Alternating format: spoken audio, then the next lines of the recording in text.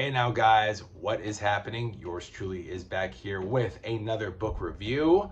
My goodness, I have a couple hours of natural lighting, so let's get it started guys. Let's not waste any time. Fair warning guys, spoilers will abound, so I'm gonna start prefacing that for you. If you guys don't want to hear any spoilers, maybe you don't want to hear this video. But if you want to hear some real honest opinions and just no nonsense bullshit talking, like I don't care, then you come to the right place and come with me and enjoy guys. I read these epics so you don't have to. All right, let's begin guys. Excuse me, I have not been drinking, I promise. I am talking about today Punisher Volume 4 Return to Big Nothing. Just started it yesterday and ended it today, finished it I should say today, and I really enjoyed it guys. I mean, what am I gonna tell you, that I hated it? Well, I don't know, we haven't gotten to that part. I gotta say, Mike Baron, whoever you are an awesome writer. Did I say Mark Gruenwald was my favorite writer of the 80s or Chris Claremont? I think it's Mike Baron, guys. This is, and now we're in the 90s, by the way. This covers 1989 to 1990. So a lot of stuff happens in this issue. The last volume had, it was 88, 89, so we got through the Evolutionary War and Atlantis Attack storylines. Now it's 1990, so we're dealing with Acts of Vengeance, I should say. Acts of Vengeance, no wait. I was thinking of Inferno. There was no Inferno crossover, but he does deal with an Acts of Vengeance opponent. His annual, the annual 3 is now called Lifeform, which crosses over into Daredevil annual 6, Incredible Hulk annual 16, and I think Silver Surfer annual 3, if I'm not mistaken. I could be wrong. But guess what, guys? None of those other volumes are in, none of those other issues are in this volume, the annuals. It's just part 1 of Lifeform out of 4, and then, or SOL. We don't know how it ends. So, but apparently all 4 storyline, god damn it, all 4 annuals of that storyline, Lifeform, are collected in Heart of Darkness, or Hearts of Darkness, Daredevil, which I'm going to be reading next. That's going to be my next series of Daredevil. So we'll have a better idea of what the Lifeform crossover is. They didn't even like tell what happened in the remaining issues, like they usually in the remaining annuals, to cap off Lifeforms 2 through 4. It's just like episode 1, part 1, and then it's like, oh, that's it. So I had to look it up, and apparently the Lifeform gets worse. So much worse that it includes Daredevil, Hulk, and Silver Surfer. They have to get involved and deal with it.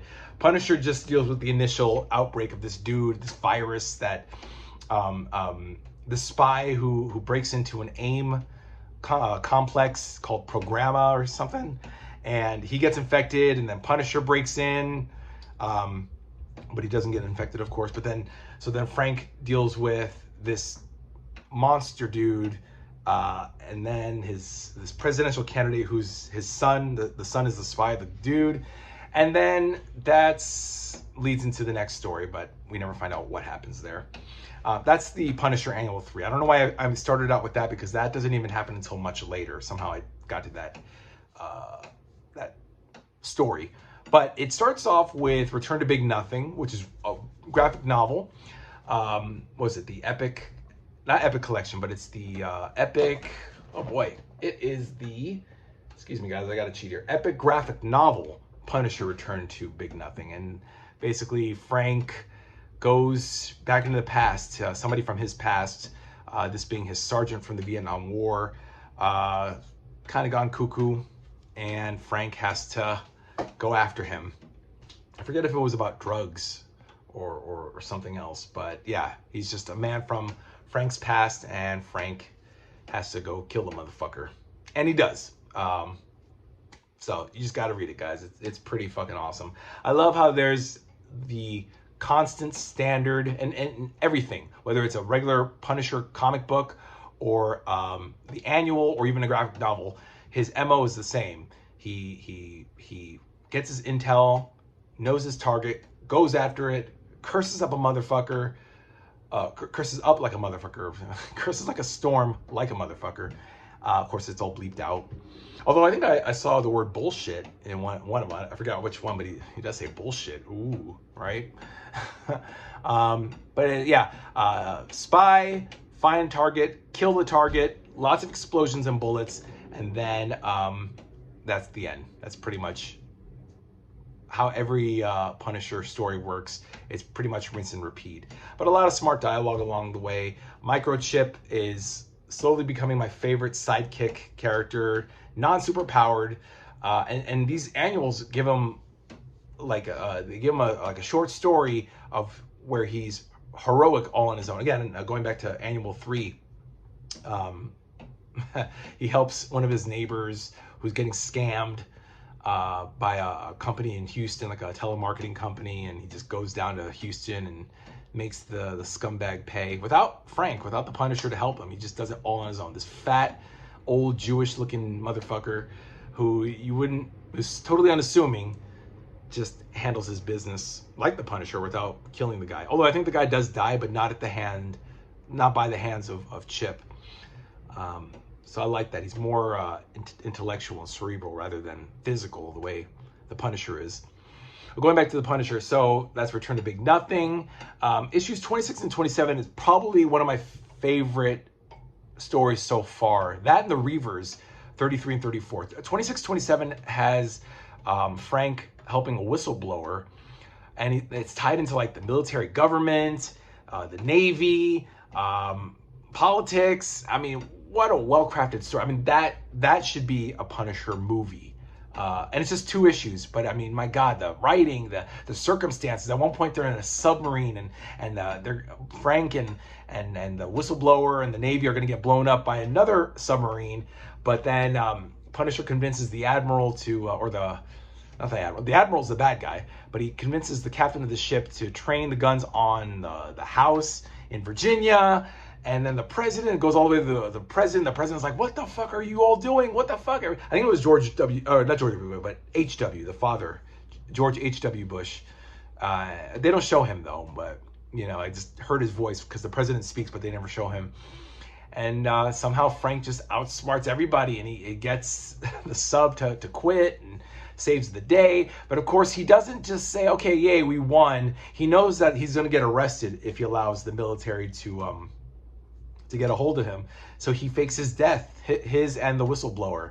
And the whistleblower, survives because everyone's trying to kill the whistleblower. Really, really good. Like, it's political intrigue, military intrigue. And this is just 26, 27. This is the first 2 issues. Well, the first 2 issues of Punisher, but the second and third story after Return to Big Nothing. So, I mean, we're off to a great start just as far as Punisher stories. Then we have 28 and 29, which are Acts of Vengeance tie-ins, which has Frank going up against Dr. Doom. And pretty much Dr. Doom makes a bet with the Kingpin, says, hey, you know what? I can take out your adversary faster than you can. So Kingpin gives him 96 hours, which is what, 4 days? 4 days? Yeah, 24 hours, 4 days. That's 96. And of course, Doom doesn't do it, doesn't succeed. However, it's interesting because he has Frank go to Latveria. Oh no, Doom destroys his warehouse, but Doom destroys the warehouses, but Frank and Chip go to Latveria to confront Doom. But it turns out they run into Christoph Bernard, who is Doom Jr. or Doom Light, however you want to look at him. And then he convinces Frank that, hey, I need you to go back and kill Doom. Because, of course, Doom and Christoph still have that face-off from, if you've read Fantastic Four. But Frank has his own plans, so he steals a painting from the art gallery because he knows that's Doom's weak spot, his art gallery. Lights a match, burns the gallery, takes off with Chip back to America, ferrets out the real Doom with the painting, and then Doom's like, okay, I won't kill you if you'll give me the painting back. But it turns out Frank makes a forgery. So Doom has the forgery, and what was it? Did Frank destroy the real one, or he kept it? I don't know. But it's pretty good. And that's only 2 issues, guys. Again, 28, 29. That's all it takes to tell such a well-crafted story. And this is all Mike Baron. doing the writing. The artwork also, I just want to mention the pencils are, by the way, Stephen Grant wrote the Return to Big Nothing graphic novel. And then Baron did the Intruder, the Marvel graphic novel Intruder number 51, or Marvel graphic novel 51, Intruder. That was also Mike Baron. And he also did the Annual 3. And then Chuck Dixon. And I remember Chuck Dixon would later take on Punisher, I guess after Baron left. Chuck Dixon did the Kingdom Gone Marvel graphic novel 64, which is like the very end. And I'll talk about that in a minute. So that's the Acts of Vengeance tie-in. Punisher goes up against Dr. Doom. Like, who would have thought, right? And then we have, what was it, 30? 30 is the one where he goes, where he finds a serial killer and involves the church. And is that the one where we, oh no, I think Intruder, right. And then there's Intruder. Intruder, which is a Marvel graphic novel, deals with a young girl whose family is wrongfully killed. Punisher's taking out a drug lord guy, and these commando fucking retards, they hit the wrong house and kill an innocent family, mom and dad of this little girl. The little girl survives, but they were supposed to hit the house next door, and they hit the wrong house. And it's like, oopsie. So Frank saves the girl, saves the little girl, puts her in a convent, and then he has all these flashbacks about wanting to join the seminary. Like, Frank was going to become a priest. If you guys can imagine that the Punisher was going to become a priest. That's kind of like, well, not really. I was going to say that's like when I found out Martin Scorsese wanted to be a priest. He was studying in the seminary to be a priest, and he decided, I want to be a director instead. So Punisher's like, I think I want to join the Marines and fight a war and then come back and become a Punisher, you know. But that's just funny. Imagine that. That would be a good what if story, wouldn't it? What if Frank Castle became a priest instead of the Punisher? I like that. So yeah, so there's just more explosions than that one. Intruder I'm talking about. And then issue 30, he's not back in the church, but there's a serial killer just cutting up women and dumping their parts around, and he works in a wax museum, and he's trying to put the perfect woman together. Turns out to be Joan of Arc. And Frank, you know, just handles his business and kills this scumbag. And then 3132, what was 3132? Oh, that's the one. Okay, 3132, that one. Oh, that's a cool one too. That's the one where Frank goes undercover as a biker and goes after, it's the Crank issue where he has like speed meth on him, and he deals with this guy named Heck Birch. Heck Birch is the leader of the Satan's Lords, and a biker gang. And he's cool because he's a Native American and he loves the land, but then when he gets the Crank inside the system, he becomes like the psychopath. So Frank has to deal with him on top of a rival motorcycle gang called the Geese, which is a very lame name for a biker gang, but the leader of that gang is a psychopath. What's his name? Gannon? He has a nickname like Big Dick Gannon or something. I don't know. It's not Big Dick Gannon, but it's Gannon. That's his last name. So Frank just has to deal with meth and speed and drugs, but they call it Crank. And just a lot of explosions, a lot of death, a lot of killing, a lot of innocent people who aren't really so innocent are involved. And then Frank lives happily ever after. And then we go into 3334, which is Frank, the Punisher, and Chip up against the Reavers. The cybernetic cyborg Reavers, who I'm sure we're all familiar with, were antagonists of the X-Men, more specifically Wolverine. And yeah, around this time too, around 88, 89, 90, the Reavers, you know. So Donald Pierce and Lady Deathstrike are involved, but Pierce decides to send Reese, like Cole Macon and Reese, just Reese, Pretty Boy, and Bonebreaker. So there's no Skullbuster, nobody else, just those three guys, because Chip had the bright idea of hacking into their computer for whatever reason. Not even knowing who they were. He didn't even know they were the Reavers, whatever. But he got into their computer systems. It had a virus. And then they thought, oh, maybe it's Wolverine. Maybe it's a mutant. You know, somebody involved with Wolverine or the X-Men are trying to get our system. So They trace it back to New Jersey, to the warehouse, and Frank and Chip are like, "Oh shit, we got to get out of here." And they haul ass. They escape through the sewers. They end up in the auto junkyard, which is Chip's cousin Elliot helps him out. And of course, Frank, everybody likes Frank. They either love Frank or they hate him. Just Frank has a way with words. He just says things about like weapons, and like a guy will be like, "You know what? I like you. You're cool. I'm gonna help you out." And so, and, it doesn't matter. And he does that in the biker gang, the Crank issues of 31, 32. But I like that. I wish I could just apply Frank's ethos without murdering anybody. But I wish I could apply his just nonchalance, his coolness. Don't we all want that? Just Punisher's just the man. And so, but of course the Reavers unfortunately kill cousin Elliot, but Chip and Frank are okay. They find an exoskeleton to combat the Reavers, and the Reavers run away because they can't handle a simple exoskeleton, or they can't handle the Punisher, to be honest, because Punisher just blows shit up. And it might sound like the killing and the murdering and the cussing and cursing and the violence is repetitive. Not really, guys. This is tantamount to how I thought Captain America was going to be boring, like just preachy and wordy. I loved Captain America. I loved all the writers involved in the Captain America stories. And in this, Mike Baron just knows how to even out the tone between the violence and the philosophy. And yeah, there is philosophy in the way the Punisher thinks. So I enjoyed it. Now, I didn't find it repetitive at all. I found everything necessary. Although I think Frank kills a lot of people unnecessarily, good and bad, but whatever. It was a time, guys. Violence was everywhere and on the news and movies. Might as well be in comic books. And then we have the final graphic novel, 64, which is Kingdom Gone. Frank is going after this money launderer, this murdering son of a bitch. What was his name? I forget his name. Real jackhole or jackass. Like a sweet talker, a southern punk.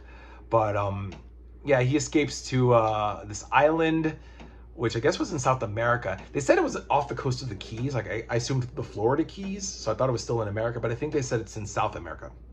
But a lot of Spanish speakers. I think it was based off of Cuba, but it wasn't Cuba. It was, but they do mention Cubans and communism and stuff. So it's Frank trying to get this guy, and the Marines are called in to fight this not a shadow organization, but there's a lie out there. Oh, that's right. That the guy that this launderer, money launderer, finagles, just puts a word out that communists. He just puts the Cubans. And so suddenly they just call in the Marines, and the Marines are on guard for any suspicious activity, on top of the Punisher having to go after this guy. And the island is locked down, so nobody can get in, nobody can get out. That's basically why it's set up. But of course, Frank gets his man. Or the man almost makes his getaway, but Frank gets him in the end. But it's pretty cool. Read it, guys. Check it out. Oh, and there's also Classic. This is the one with Classic Punisher, right? Yes, it is. Oh yeah, and Classic Punisher, it just simply has it's like an 8-page black and white. It was based on the magazine, the Classic Punisher magazine news story. And wow, it was actually the most tenderest story written for Punisher, aside from like his kids getting killed and his wife getting killed. I mean, that's what it's based on basically how much he loved his kids and how much they loved going to the park. So Frank basically goes to the park and he's flying a kite, and another unknown person is flying a kite and fights him with the kite. And he goes back. Oh, every time they lose, a beer is left in that spot. So Frank's like, who the fuck? Why are they leaving beer? And then he meets up with Chip and tells him about this, and he's like, hey, I need you to come out and find out who this motherfucker is, because this is pissing me off. He's losing in a fight with kites. Turns out it's Chip. And Chip, it's so beautiful, because Chip is mourning the loss of his son, because Microchip Jr., or Junior, that's his name, got killed on a mission very early on, I think in the first volume. And yeah, so Frank mourns his family's death. Chip mourns his son's death. So they commiserate over that over beer. And that's only in 8 pages, guys. Only 8. Not even a full story. It's just a well-told short story. And that's the classic Punisher one-shot in volume 4. That's pretty much it, guys. How am I doing with time?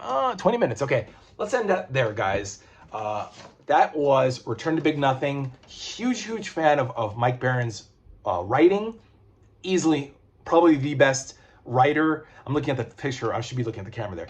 Easily the best writer this side of Claremont, guys. I mean, Claremont, unfortunately, doesn't have the luxury back then of writing like he did write like a normal person, but he had to deal with mutants and all that extraordinary stuff. Nothing wrong with that, by the way. I love the X-Men. I love his writing too. But Punisher is just so grounded.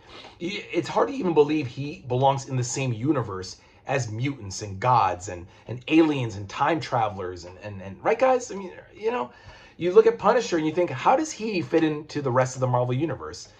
And oddly enough, he can, but he doesn't have to. And that's the beauty of the Punisher and Frank Castle. All right, guys. Now, I'm going to show you the next one is Volume 5, the 4th consecutive volume. So we have 2 through 5, then we skip 6 and go to 7 after this one. So this is Volume 5, Jigsaw Puzzle. And I'm just looking at this cover, guys. Look at this. You got Punisher with U.S. fucking agent, and Paladin. So that I'm just excited to read. Just this alone, this cover alone, I'm just excited to read this. So this is the next one. This is covering 1990 to 1991. So now we're in the 90s. And of course, Mike Baron is still writing. I think he writes up until, maybe until 48. I think, right? Because this goes to 35 to 48. And we also have Annual 4, Punisher No Escape, and Punisher the Prize. So a couple more graphic, not Marvel graphic novels, but graphic novels are involved in that. All right, guys. I think that was much better. I don't think I phoned that one in. And I'm sober, got natural lighting. So, guys, let me know what you think in the comments below. I'm sure you guys got to give me a like on that one. Really good stuff. That was Volume 4, Return to Big Nothing. Get it. It should be still in your comic book store. If not, guys, order it as soon as you can and enjoy it. All right, guys. I'll see you next time. Bye.